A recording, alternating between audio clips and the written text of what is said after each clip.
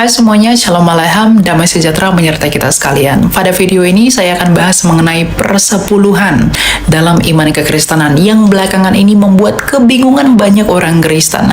Lantaran seorang pendeta yakni Pak Gilbert Lumoindong dalam khotbahnya menuai kontroversi yang membandingkan persepuluhan umat Kristen dengan keimanan lain. Kita orang Islam diajarin bersih sebelum sembahyang, cuci semuanya. Saya bilang lu 2,5. Gue 10%, bukan berarti gue jorok. Disucikan oleh darah Yesus. Kita kan bayar 10%, makanya kita kebaktian tenang aja, ya kan?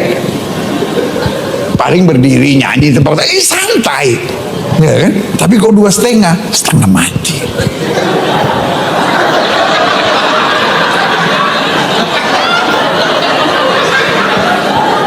Yang paling berat terakhirnya mesti lipat kaki.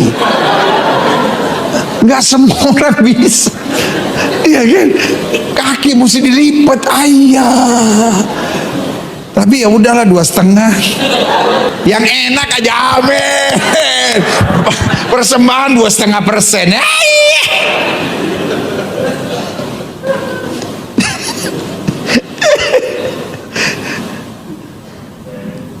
Pak Guntur mana? Guntur. Yang section ini mulai minggu depan jangan taruh kursi. Yang 2,5 duduk di situ. Pasti bayar perpuluhan dia. Puas banget dia seminggu sekali, gak usah cuci-cuci, ya kan?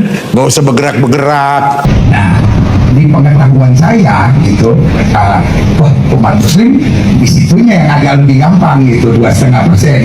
Tapi setelah bicara sama Pak Sika hari ini, dia bilang, oh salah pendeta, 2,5% itu cuma zakat, belum infaknya, belum sedekahnya, belum wakafnya, itu lebih berat lagi gitu. Jadi untuk itu sekali lagi saya minta maaf kegaduhan ini, tapi percayalah kebersamaan Indonesia selalu ada di hati saya, dan di hati saya selalu ada persatuan, karena dasar khotbahnya kalau di dalam hal itu justru tentang kasihlah sesamamu gitu, ya kan? Jadi kita mengasihi bukan karena dia bisa berbuat kasih kepada kita, tapi meskipun dia bahkan berbuat jahat. Karena itulah iman Kristen kami ini kasih berikan. Jadi nggak mungkin saya menebar sesuatu yang buruk, karena justru ini seperti otokritik buat kita, bahwa ayo kita berbuat lebih baik. Kita belajar dari saudara sepupu. Saya biasanya di dalam gereja menyebut umat Islam sebagai saudara sepupu, karena kita lihat dari Abraham, Ishak, dan Ismail. Kira-kira begitu. Semoga di momen yang indah ini kebersamaan Indonesia jauh lebih berharga daripada kasak kusuk yang terjadi.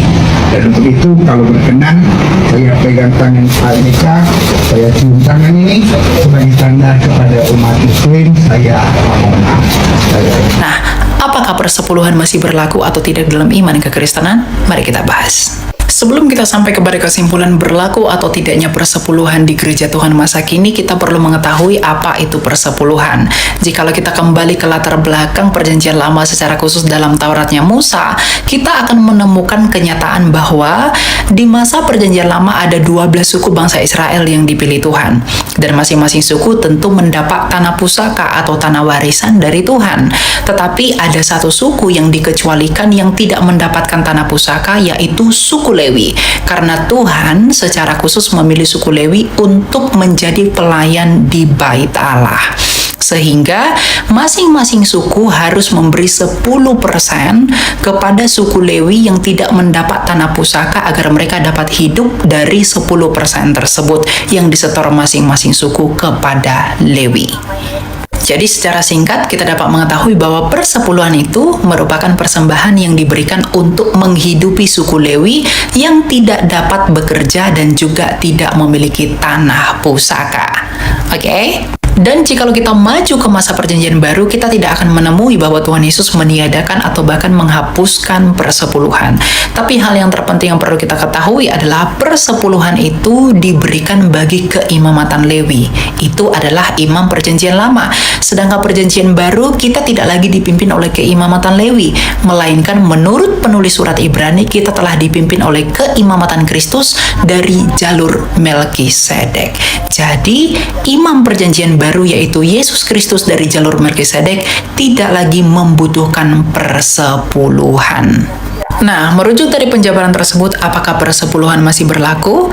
Secara seremonial, persepuluhan tidak lagi berlaku karena telah digenapi oleh Yesus Kristus melalui kematian dan kebangkitannya. Kalau kita merujuk kepada Kolose 2 ayat 16 dan juga 17. Lalu bagaimana jikalau kita ingin memberi kepada gereja, dan bagaimana sikap kita kalau kita ingin memberi kepada gereja sebagai bentuk ucapan syukur kita? Kita harus kembali kepada prinsip yang diajarkan Rasul Paulus di dalam suratnya yang kedua kepada jemaat di Korintus dalam 2 Korintus 9 ayat 7. Hendaklah kita memberikan menurut kerelaan hati kita masing-masing dan tanpa terbebani dan tanpa paksaan. Jadi kalau mau memberi kepada Tuhan, berikanlah menurut kerelaan hatimu. Boleh 10%, boleh 20%, boleh 5%, boleh 1%, atau berapa persen pun yang kamu mau berikan kepada gereja, tetapi harus dimotivasi dengan ucapan syukurmu kepada Allah dan tentu tidak dengan paksaan. Nah, merujuk dari semuanya itu, persepuluhan dalam pengertian 10% tidak lagi berlaku, tetapi perpuluhan, berapa puluh persen pun yang kamu berikan menurut kerelaan hatimu, berikanlah itu kepada Allah sebagai tanda ucapan syukurmu.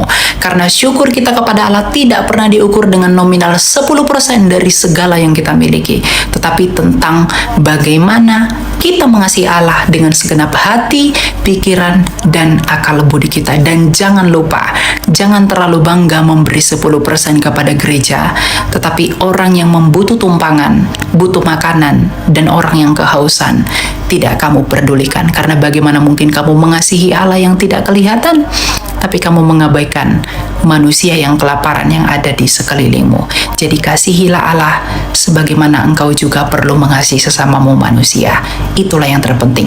Persembahan terbesar dalam hidup kita bukan 10% yang harus diberikan kepada gereja, tetapi hidup kita yang sungguh-sungguh mau tunduk, taat, dan rendah hati kepada perintah-perintah Allah.